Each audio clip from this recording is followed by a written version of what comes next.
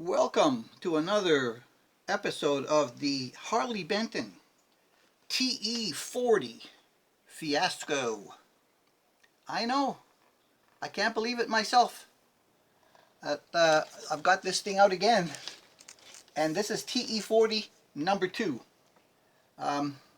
I destroyed TE40 number 1. It's about 2 years ago now, because it was just totally unsavable. At the time, it came with, lifting frets everywhere. The body was completely scratched and damaged everywhere. The switch didn't work. So they sent me this one as a replacement, TE40 number 2. Now TE40 number 2, I also upgraded the bridge. I did the electrics, separate volume and volume. I can't remember if I put that gold on there or not. Fender string trees and locking tuners, which are really, really good and tight. On TE1, I completely dismantled it and took all the parts off. And I have saved the neck because if I ever needed any rosewood, I've got some rosewood to do as filler or something like that to scratch.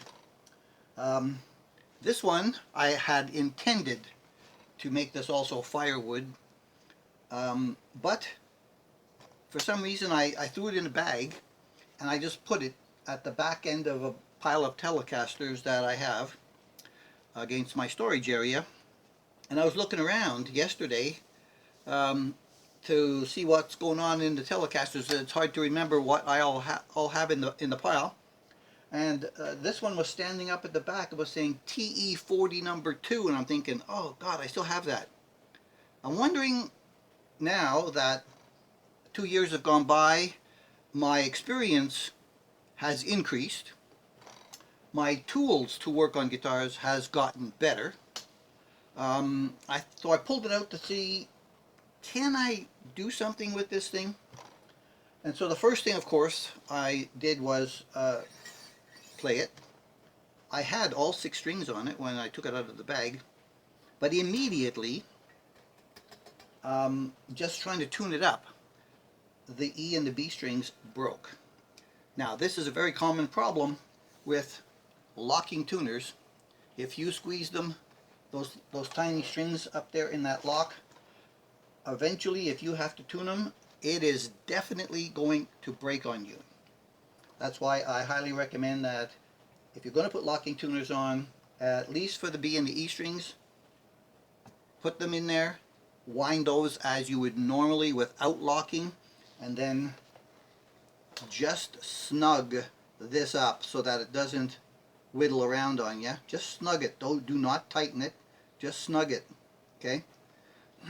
And you will avoid breakage. Because definitely if you have to tune up and down and you only have a small amount of string on there, that pinch point is definitely going to work its way to a broken string. So I currently have 2 missing strings. This is a set of D'Addarios. They were brand new when I put them on there. They might have been 10 to 46s. I'll have to measure. I'm thinking I have to take this thing apart. I will probably put a couple of Orphees on here in the sacrificial strings to see if I can fix it.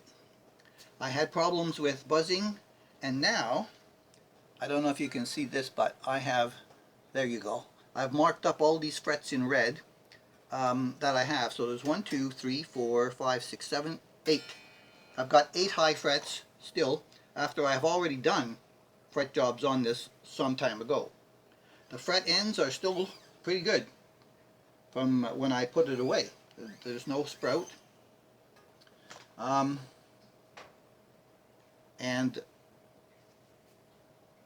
also I wanted to mention something about the TE40. The heel width at the bottom where it fits into the pocket here is slightly larger than a standard Fender heel. I had mentioned that once before when I disassembled number 1 because I was having a bad neck problem with it as well. And I thought maybe I could put a different neck on it. And I have a Telecaster neck here that actually fits Fender, but it was too narrow for the size of the pocket in here. So it's a little bit oversized pocket. So the heel didn't work for another neck. And so I decided, yep, I'm just going to recover all of them. So now, as a little bit of a project while I'm waiting for the 70th guitar to arrive, I'm going to give this another shot. I can't remember everything that was wrong with it in the end. I know there was something like, yeah, a neck problem. I did set the truss rod with the tension that was on there. I did level it. I did check it by leveling it with my ruler. And so I'm going to take the neck off. I can't remember what I did for a shim, but I'm going to take this neck out.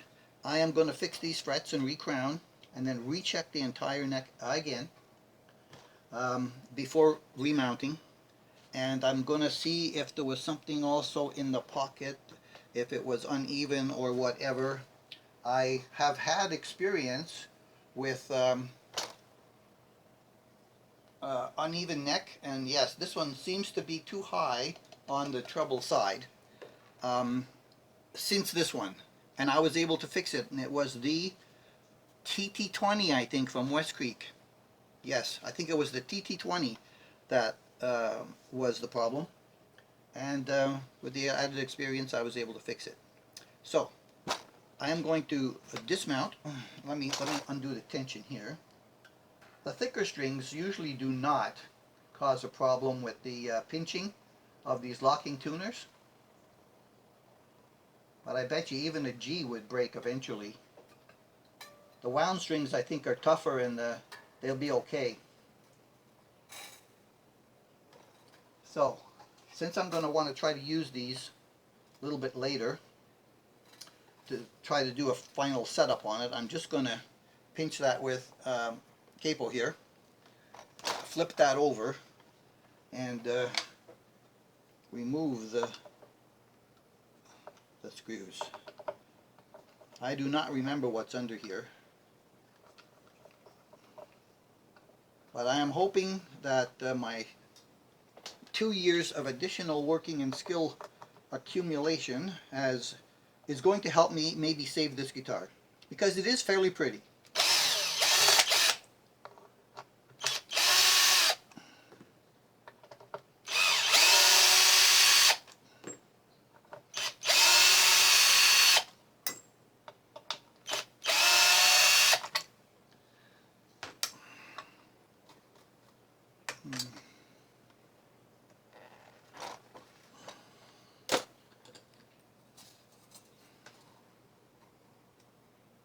Yes, so I know why it's doing that. I have now found the lip that is causing that to happen.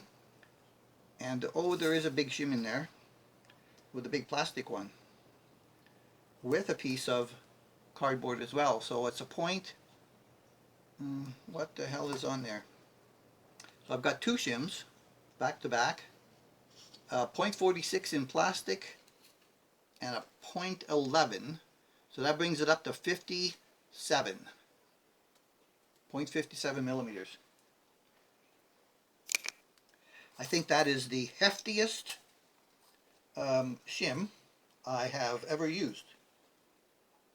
And I think it's probably not going to be necessary now. Oh, you know what I'm going to do?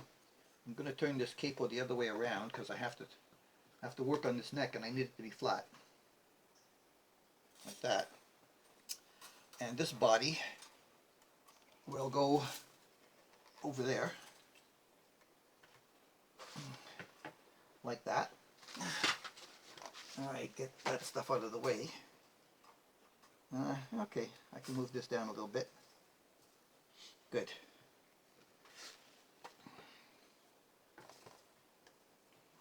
I can work with that. I have a piece of sponge here somewhere that I used to level that out. There, good. So, unlike my buddy J-Man, who has that Nomad thing that you put over the top of these frets, I still use tape.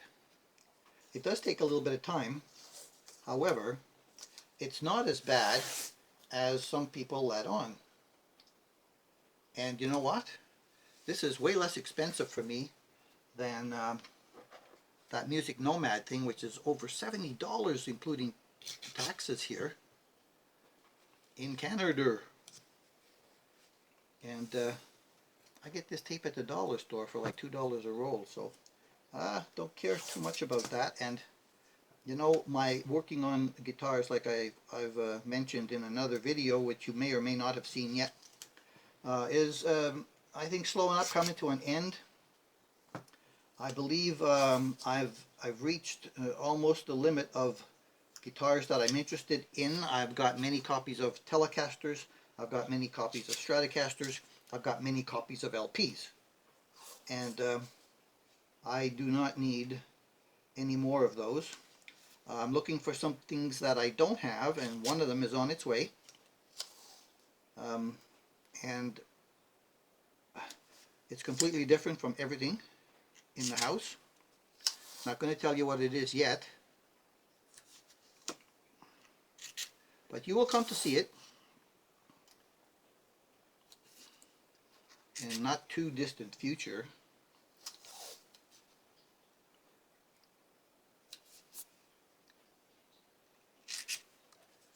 So this is how I tape my boards. I do one side of the fret nice and tight to the fret.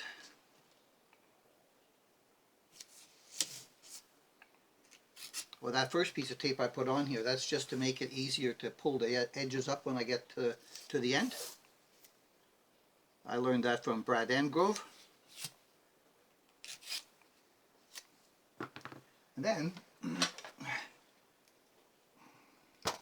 what you do is just use your thumbnail like that, turn your blade around, go on the back side, and just score the tape.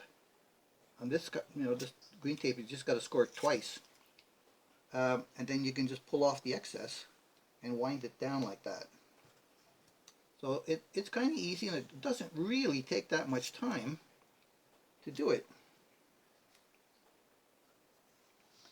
And something else I want to mention is that when you get to the larger frets down here, which we're not going to really deal with today, one piece of this 3/4 inch is not wide enough to cover the whole fret. And if you go bigger, then you end up cutting like this.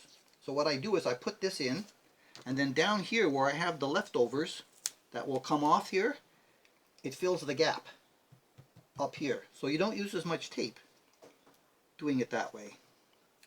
You can use the cutoff part, you flip it around because of the straight edge, factory straight edge, and then you can use it down here up to frets about 5, because fret 6 the tape fits in basically perfectly between the two frets. Today I'm not going to actually have to do any of that because I'm going to have to cut off the edges on everything. And the reason why I tell you to turn the knife around with a nice point on it is because it's not going to cut your fretboard. It's just going to score between the fret, the tape between the fret and the fretboard. And if there is any little bit of a scratching, it's right up underneath the edge of the fret, so you won't even see it. But if you do it the other way around, the sharp side, you could do a little bit of deep gouging. So this is just running the point. You don't have to really put any pressure on it. And 2 passes does it. And then you can turn it around down here on the sharp side, just give it a score like that. And then all you have to do is just pull that off. It's very easy. And down here actually, one of these will actually fit in here, and it becomes the piece for the next fret. So it's a tape saver as well. I mean, I've used this one roll of tape and I don't know how many keyboards already. Fretboards. And sometimes the back of my knife is sharp enough to actually get that off, but sometimes it isn't. I'm just going to put that there, because these bigger pieces are going to be able to be used down here at the tail end. And then just reverse, add a little snip, and done. So this big piece, you can check and see where it'll go. Well, it'll work there and it'll work here. And because it's easier if you have a little bit more tape hanging over this fret to score than a very thin piece, it works better, easier to be able to get it off. And you don't even have to do this edge with the other side. If you just do a pull, it comes right off. Not a big deal at all. This one, we're just going to bend it down. This one will most likely go there. It does. You see? I'm cheap, okay? I don't like to waste, because everything you waste costs money.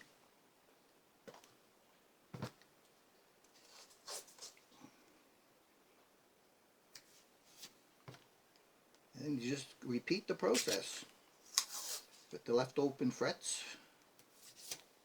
like that. And it doesn't take a lot of tape, you just have to get it over the edge on both sides.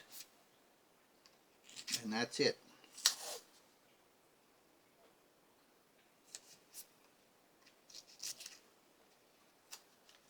Now none of these bigger ones will likely fit there, so I'm just going to put a normal piece there.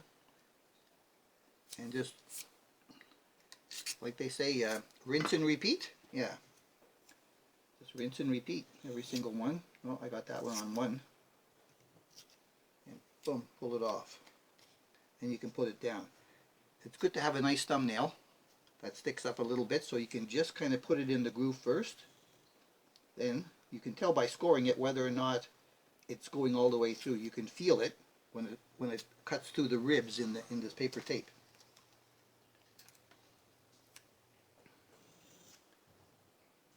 I saw my buddy J-Man do his brand new TT, what was it, TT 50KS? I didn't even know those were here in Canada at the moment.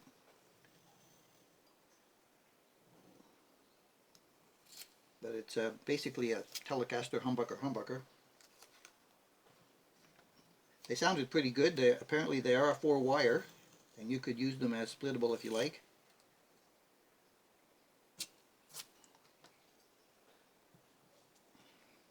And it sounded pretty good. I'm going to just put this up here as a little bit of an extra protection, because I only have to go up to this 7th fret. 5th, 6th fret. And then this stuff you can just throw away. Alrighty. I am going to recheck the board now that there's no tension on it.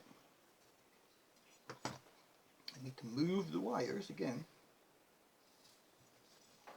I should have done this before I put the tape on. Literally, so if you're going to do it, make sure you do it before the tape is on. But I can gauge the thickness of the tape versus the wood. It's still fine. I didn't have full tension. I only had basically a couple of strings tightened up to be able to adjust the bridge. Alright. Out of sight, out of mind. Now, like my buddy J-Man says, if you got one of these, you can do some leveling with it.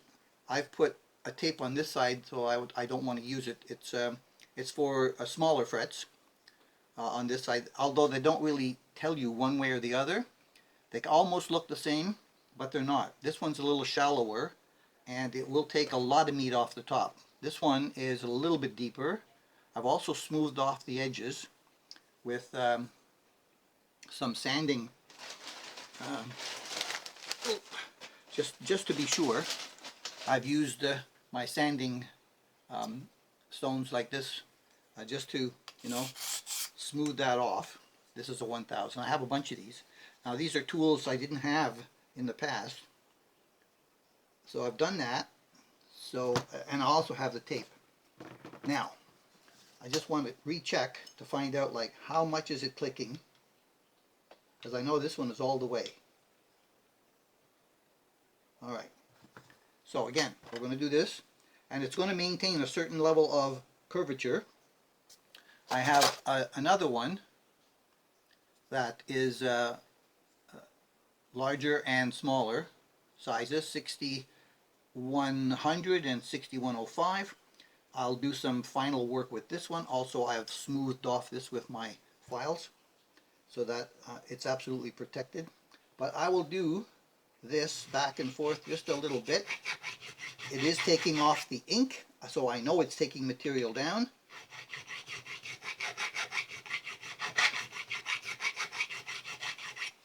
Just a minimal amount of pressure. You got to check because you're probably going to have to do this a few times.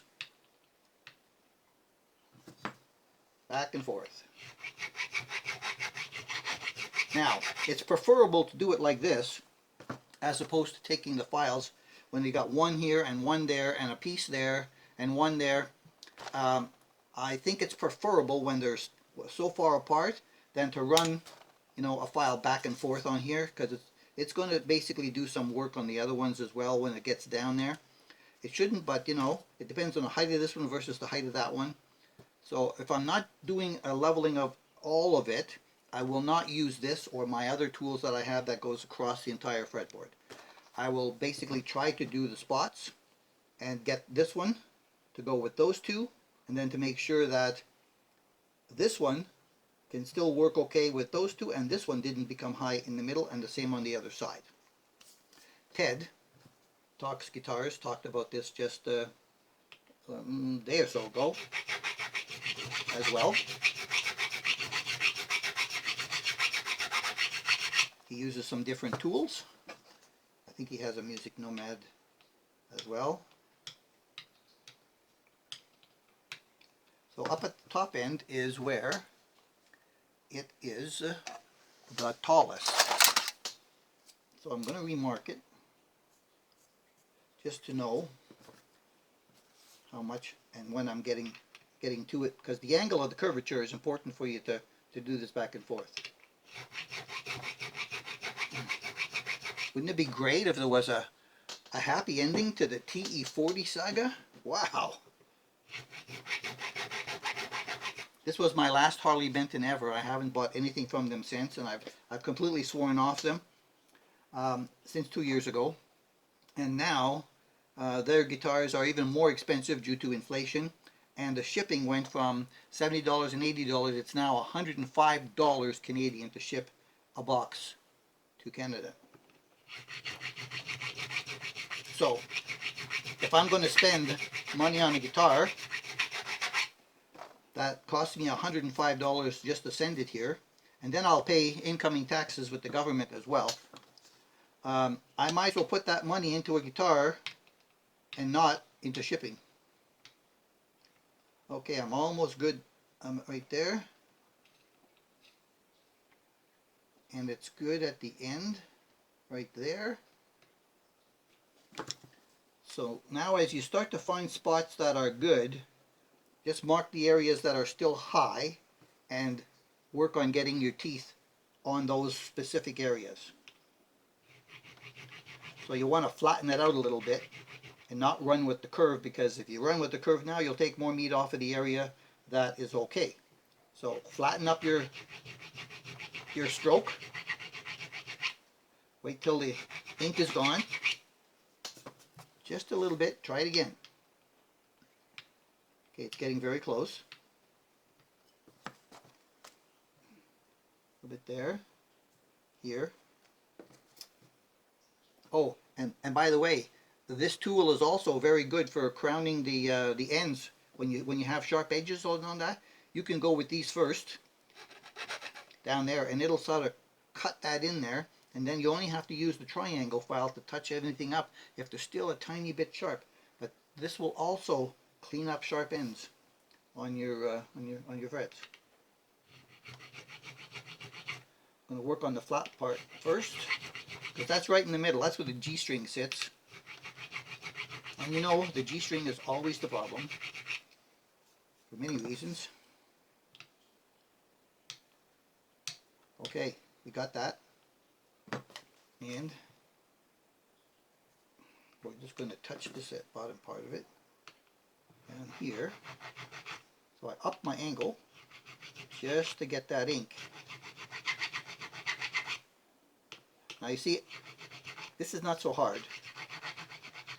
Anybody can do this taping.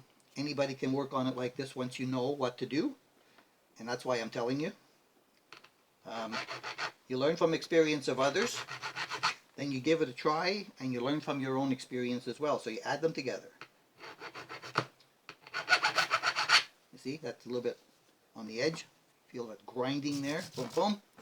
That'll smooth that off as well. Okay, still just a bit. Now while I've got this part good, let me see if this is still okay. It is. Alright, so up there, right across those are all going to be okay. Let's hope that this part's still going to be good too. And then I don't have to go back after this one or that one.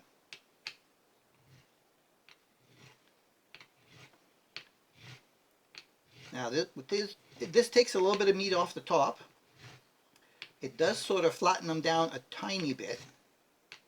And you see I'm going side to side like that. That's maintaining the side edges and helping to keep a curvature on the top as well. And then when I actually go and do the final crowning, it's a lot less work.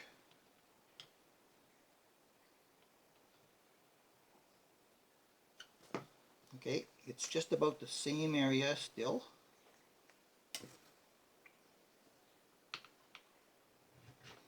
I saw one of the comments on J-Man's video about him doing the frets with this tool, and he's got a Music Nomad that doesn't have the teeth right up in the ceiling there. And one of the guys says he's scared. Well, you're only scared until you give it a try, and then you find out, hey, that's not so bad. I can do that. These things are like $7, $8 on AliExpress still. You can find them on Temu, which is in China, and they ship them free of charge. Unlike AliExpress, they'll do some shipping costs on some things, but everything on Temu is free of charge. Actually, I got all of these files on Temu, and they've been really good to use. Okay, so I got to flatten my stroke at this angle. Okay, I felt a bite. Good. Now there's little shards that come off of there. You got to make sure it's off the top, so that when you're checking, you're not bouncing on a shard. Okay, just one little bit. Honing in on it. And I like to go in one direction most of the time, unless when I start there's a lot to go, I'll go back and forth. But if you, when you do that, you end up changing the grain on the fret, going this way and then that way and then this way and then that way. And what happens is there is bumps that you can't see because they're microscopic because of the coarseness of this cutting blade. And once you crown it and polish it, all of a sudden it becomes lower, because then all those little grooves get taken away with the crowning process and smoothing off and polishing. And then you end up with a problem. So I like to go in one direction when I'm getting close. That keeps it smooth, and one set of grooves that I have to deal with only.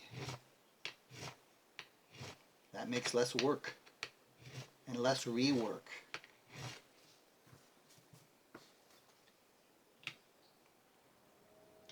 Oh my, that is so close.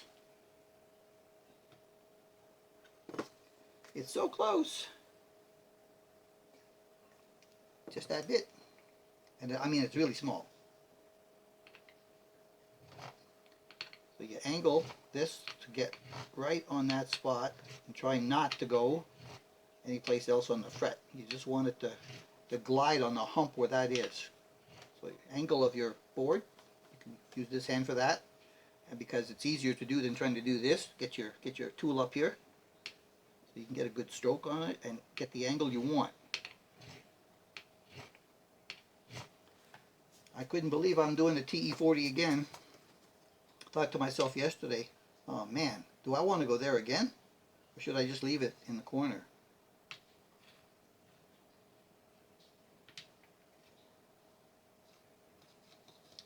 Okay, that one's a good one. And what I normally do as well is I mark the tape along the frets that I worked on, because later sometimes they're hard to see and I want to mark where I started with. So when I'm doing the crowning, I pay specific attention to those frets. Okay, I'm going to do that process on the rest of them and I'll be back.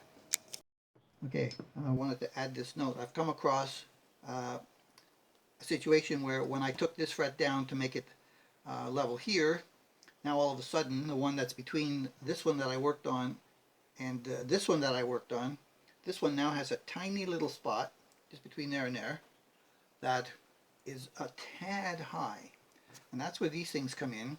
This would be a little bit too much of a overkill for that, trying to get that down, and it could go too far down. So what I do is I take this one's a 600. I don't really need a lot. I just need to do the same thing as before, angle my fretboard so I can get an angle on this, and just go after just a quick stroke just to see that you've got the angle for the taking off the ink area. And you just want to give it tiny little strokes like that, because it's 600. It's not going to go too far, too fast. And you just get a tiny little bit taken off. I mean, it's really tiny and smooth because it's 600. And with the 600 you can actually do this. It's not so bad when you're doing it like that. You just take a little bit and check, because it's gonna make progress a little bit at a time, and the area will become smaller and smaller that you need to go after. And some of that ink ends up in there, but I just, put my vacuum on it or a brush. Angle it to get the ink area. That wasn't that much, hopefully. Okay, alright, back to where I was. Make sure that now that hasn't done anything on the outside one. That's good. That one still works with the other ones on the other side. Good. So these become invaluable when you need to take the smallest amount of meat off, and then you can go back if you want to and just do the side, because it did take it off a tiny little bit. So this will just at an angle. Don't let the middle hit the top of the fret. Just take the meat off the side that's sharp, because even though you can't see it and you can't feel it, there will be a slightly sharp edge. This will help create part of the crown, so that when I go back later with my sandpapers to do that, it's going to crown up really quickly. Okay, so we've gone 1, 2, 3, 4, 5, and I've got 1, 2, 3, 4 left to do. So it's going fairly well. I've only been at it 20 minutes, including the taping. Okay, so they're all leveled. First part of leveling. Now, as you know, my crowning style is learned from Dave at Dave World of Fun Stuff. And you take your 320. I'm going to start with 320, not 220, because I've done the edges with the files. So it's not going to be that aggressive. So I've got 1, 2, 3, 4 frets in here that I didn't touch, right? So the ones on the ends that I didn't touch, I've taped up, so I'm not going to abuse them in any way and have to rework them. The couple in the middle, they're going to get some of this stuff, but they're not going to really suffer from it too much because they're already properly crowned. I'm going to try not to be too aggressive on the ones that were not touched, and that's another reason why I mark them with red, so that I don't end up creating a low spot. Now the one on the end like this is always the hardest because you're not really getting a good flap, and this tape will actually get torn up. So you know what I'm going to do is I'm going to double it, because it's going to get hit with the sandpaper and it's going to get cut to the fret. And so I'm just going to make it double to start with. Save me some work of recutting one afterwards. Okay, and then it goes like this, right? I've got a new pad, new piece of sponge. It's nice and flat and square. And you're just gonna, whoop, you got to try to hold it with your thumb. try to concentrate on that one fret as much as possible standing out there, and wow, the edges have come up right away.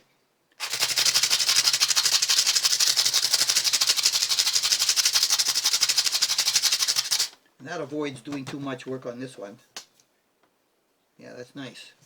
And it uses up some of your sandpaper, right? So that's why you roll it around. And then there's parts up here that you can still use. So you can move your thumb up there, and you can then do edges.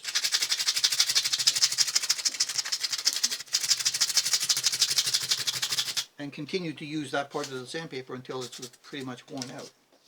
And you can just move it around until you get another flat spot on the bottom, clean on both edges, and then go after the next one. So the next one again is sitting between two frets, and I'm going to try that again. Let's see if I can be successful twice in a row. I'm going to put my finger here, right, because I didn't tape that. So if I hit my finger on this side, I'll be okay.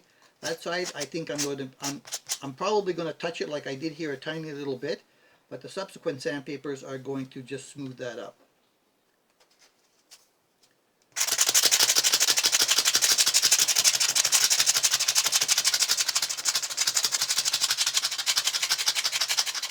When I saw Dave do this method, I thought, wow, and it works so fast.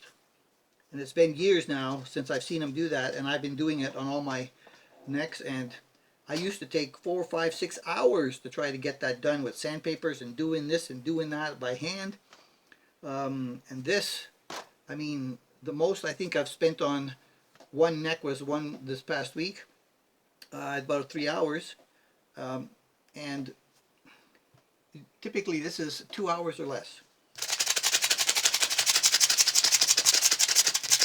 including taping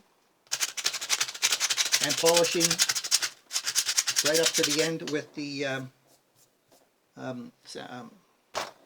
steel wool. Okay, so I've got a little bit of a spot there that I can use, and there's just a little bit up at the edge here, so again I'm going to put my finger on this one because it's not been touched. Just try to get that edge.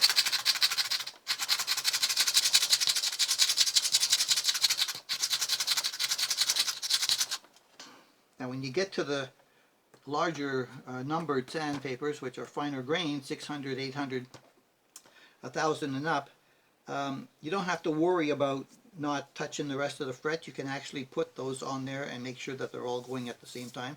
But just to start the part that you did actually flatten the top a bit, I just go after it with an edge like that.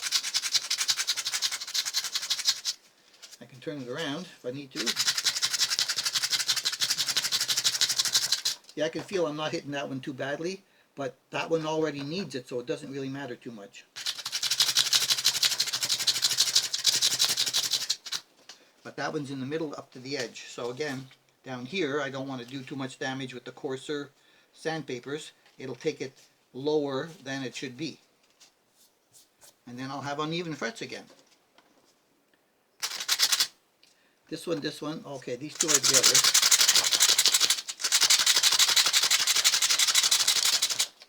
And that one goes down further.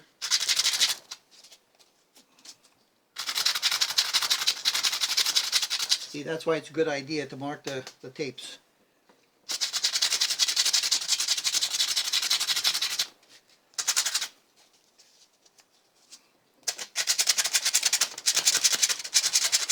And as you get to the tighter and tighter frets, that becomes harder to do surgical approaches. But it's not impossible, and it's not that hard.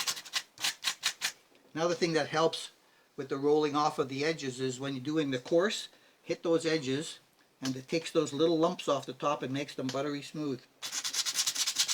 So when you get to the finer sandpapers, it just polishes them up, and your fret ends, you'll never have to worry about the sharpness.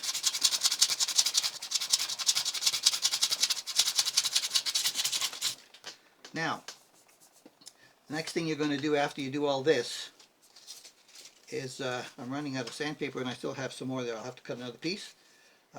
You go back and you check level, because sometimes after doing this you end up with unlevel frets.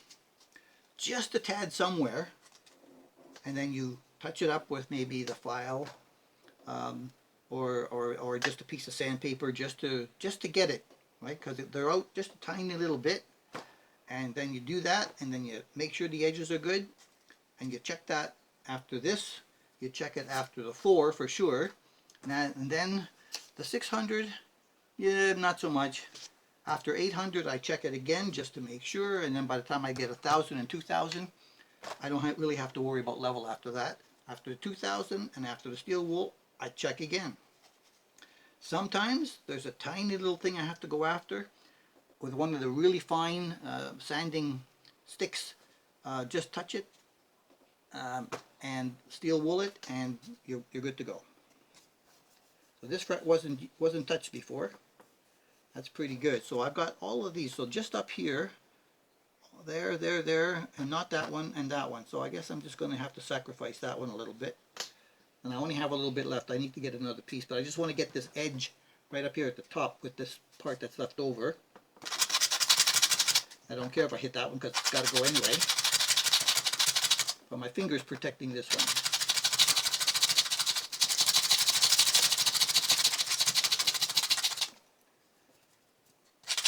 If you break your tape, replace it immediately. And sometimes I'll turn it around like that because there'll be some sections down the middle that are still usable.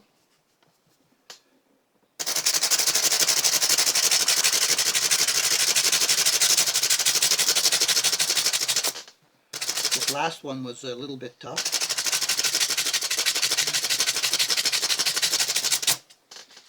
Looks like I don't have to cut another piece of tape. The 400 will take care of that, I'm sure. Move this a bit.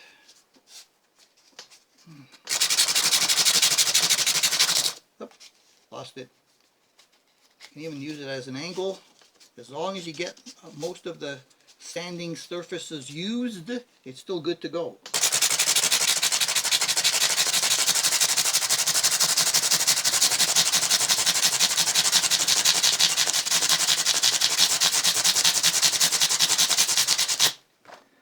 Okay, now, here's what I'm saying. I'm going to clean that.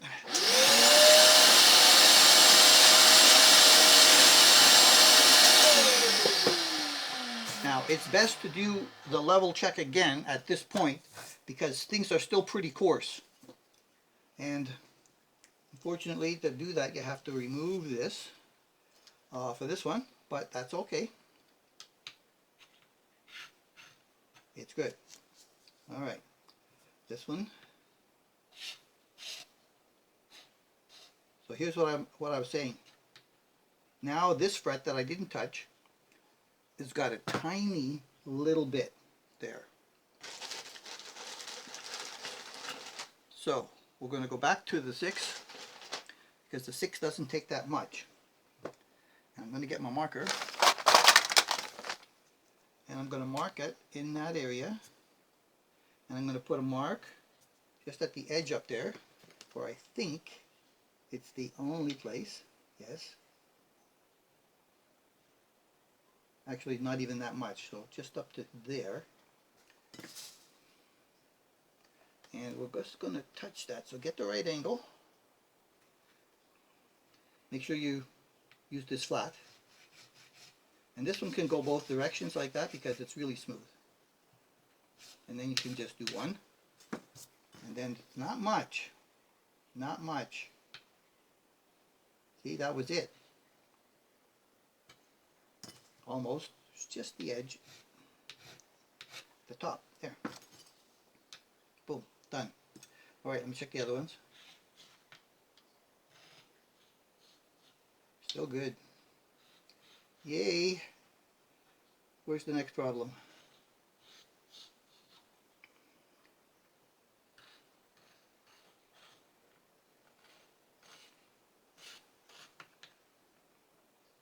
There. That end. Oh. Ooh, that one became all the way down. That's why you've got to check again at this level after the coarseness. You just don't know what's going to happen. Now, because I felt the rock, I'm going to go with this and see what I can get as coarser part. A couple of these frets were so high that it wasn't actually cutting anything off the top. I was just cutting the edges.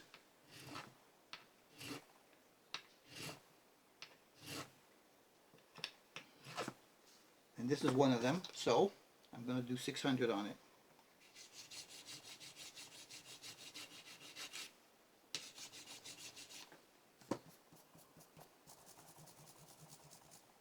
I'm going to do the 6.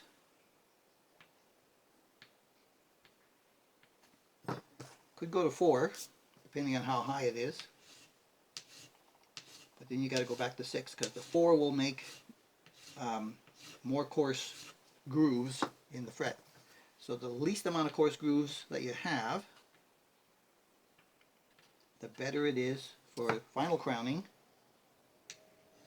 and smoothness of fret. Easier to get it right to the shiny point.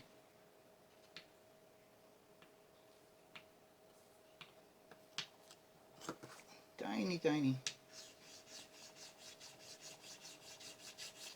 And up here where you do a lot of work and bend, this is where you got to make sure that those frets are going to be good in the middle.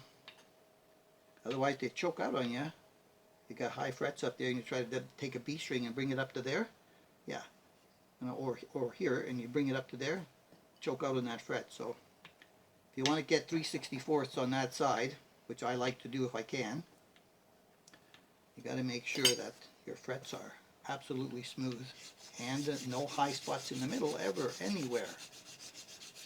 That's why you can do the fallout, where you can take like from the, say, the 12th down and you bring those frets down even lower. I've had to do that on some guitars, but mostly you don't have to if you make sure.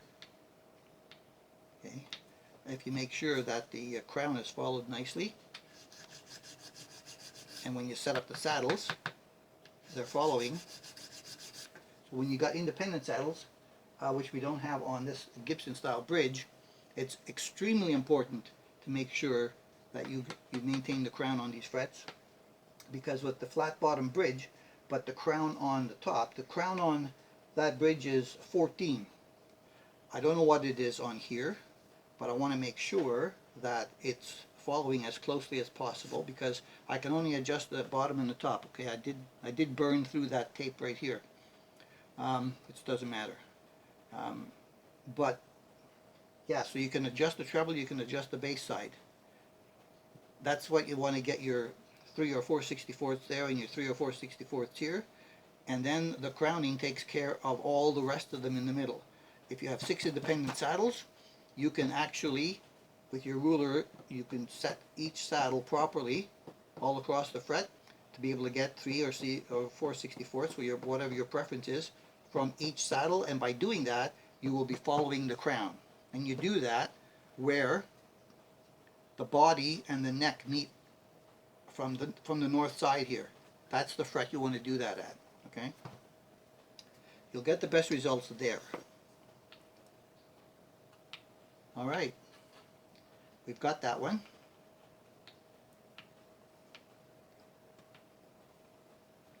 Now what I'm going to do is put a mark that it was touched.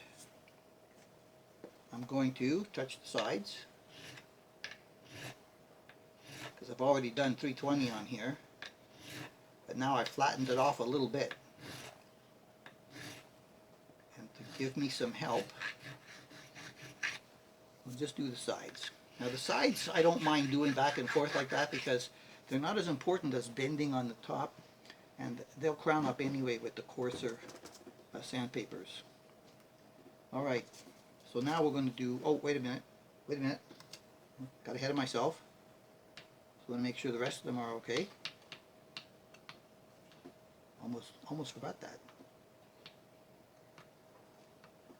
Alright, and this one needs to be lifted, because that fret is important. Like I said, I burnt through it anyway. And it's still good. Okay, good. So now since I burnt through that side, I can just turn it around.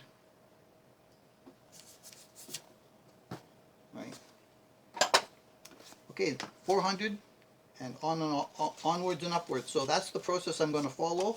400, check level, fix anything that needs going. 600, check level, and then just basically I won't check it again until I'm probably at 1,000. If there's any little touches up after that, I'll do it, and then the 2,000 and steel wool. So by the time I get to the 600, you know, it doesn't beat up your sandpaper as much. It's less coarse, and that they're already smoother. So at this point now, I'm just going to do all of them. That makes it a lot easier.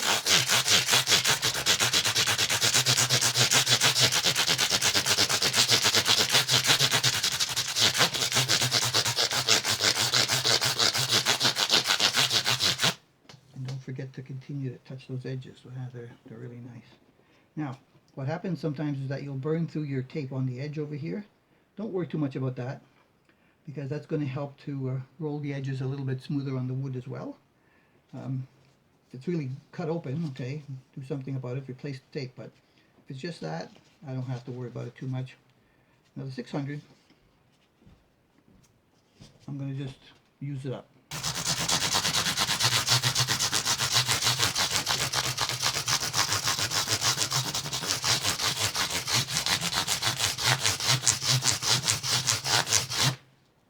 And go back and check for level. Be right there.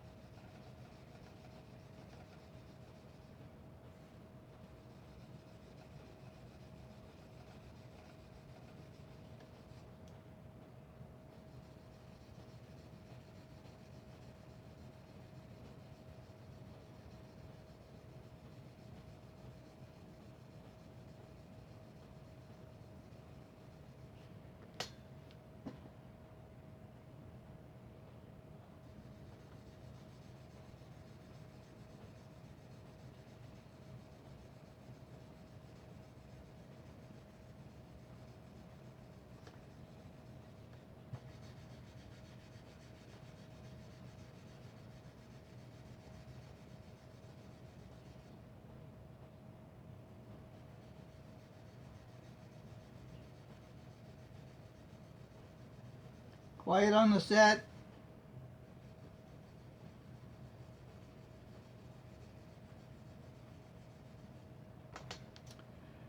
Okay, so we've got some shiny frets up here with the steel wool. And because I'm cheaper than Jay and I didn't buy the full Nomad shield, a few years back I bought these individuals, a set. It was like $2. So when I need to do that, I'll just use a single and just touch up these frets I didn't work on today a little bit, like that.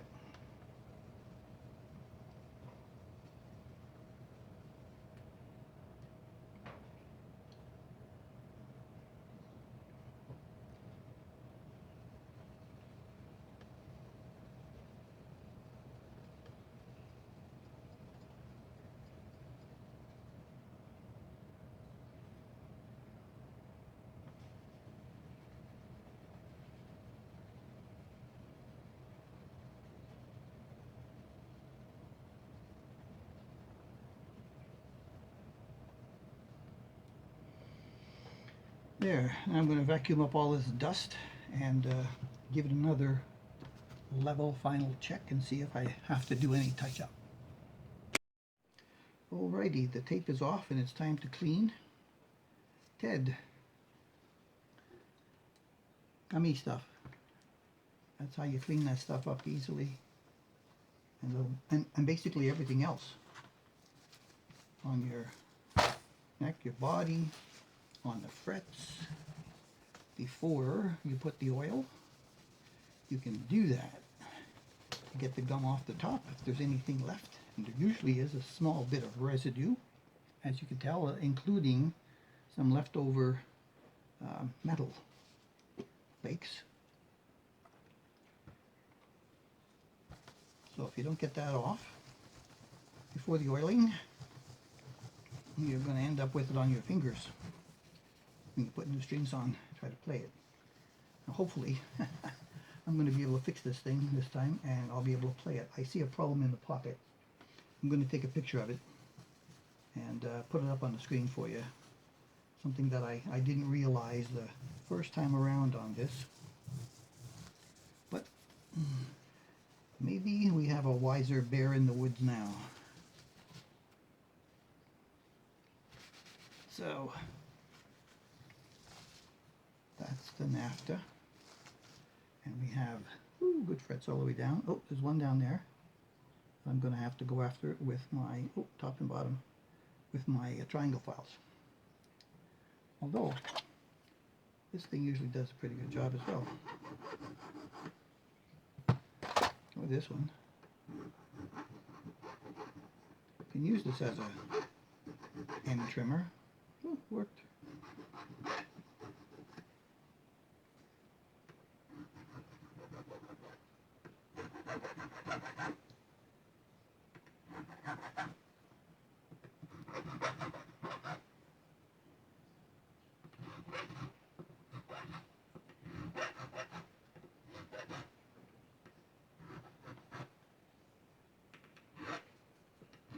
And the reason this happens is because that level is just at the same level as the tape, and the sanding paper doesn't get to those.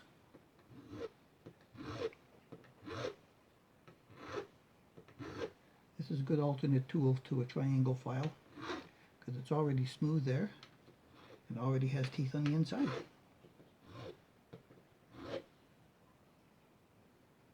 And it does the trick just like it's supposed to.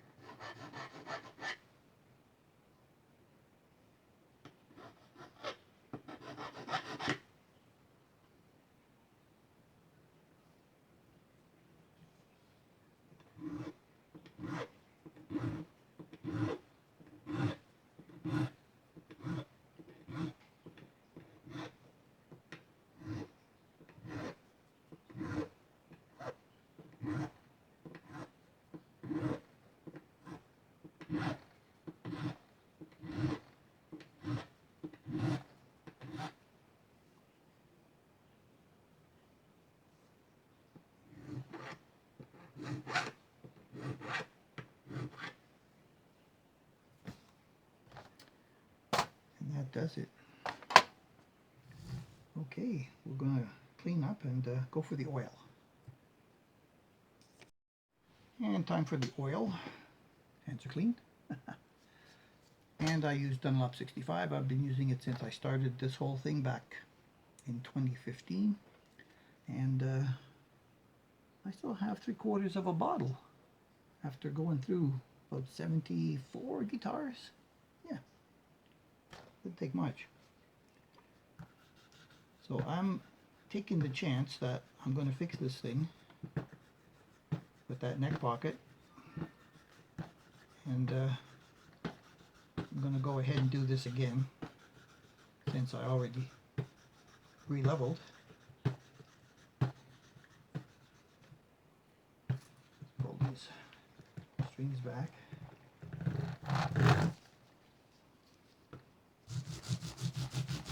What the glove is good for, Ted. Oh yeah, Ted uses this. Ted Talks Guitars. I think he saw me using it and he bought it. Now this neck has nice grain to it. It always did.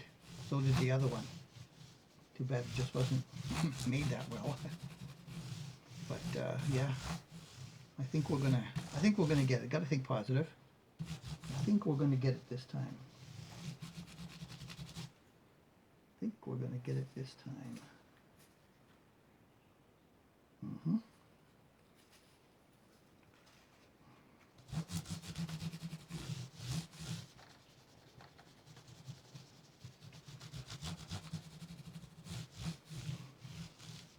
Now here's my glove, and all I have to do is that, and it's saved for the next time. Up on the shelf. And then we'll get a nice dry shop cloth.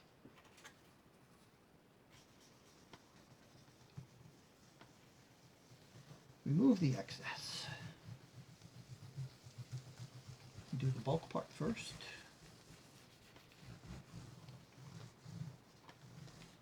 Turn it over. Go for a little extra.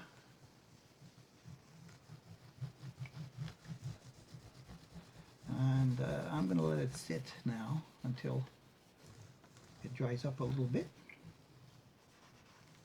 I'll go make a cup of tea. And then we can take a look at the body part and see what's going on there. The neck green and color is very nice. Not as nice as the TT50 KS that J-Man had today, but this is pretty good. You know, it's a fairly nice neck. It just needs to have all the work done to it and be able to make the neck to body joint work properly to make it playable.